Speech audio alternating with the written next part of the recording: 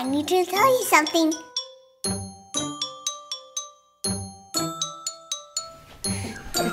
What is that?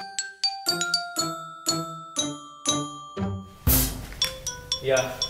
Yeah, absolutely. 1, 2, 3, 6.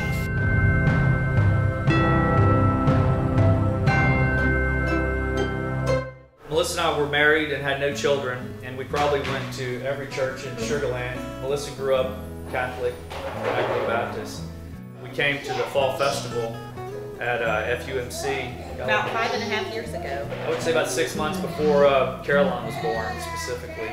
And we spent some time with Lewis at the fall festival and started attending kind of irregularly on Sundays. And I don't know, after a few months, Became members. Just loved it.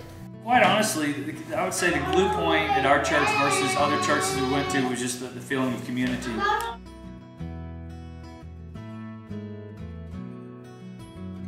Yeah, there was a time a few years back that we had to place a lot of trust in the fact that everything would work out for us. It wasn't so obvious, and we were in the situation before we even knew it.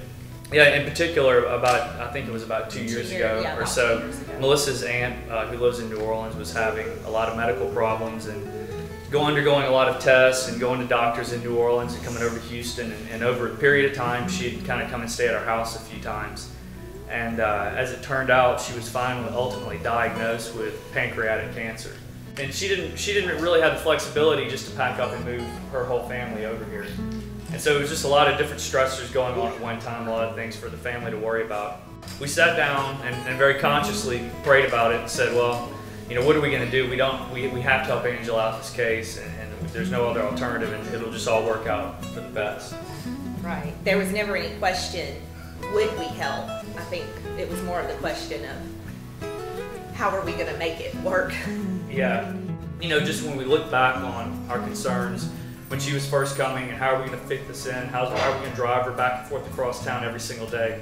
And they really were just minuscule concerns in the overall picture and what we all got out of the situation. And that's how our trust was so key, because we just kind of opened our hearts to the situation, didn't fight it, and it worked out perfectly.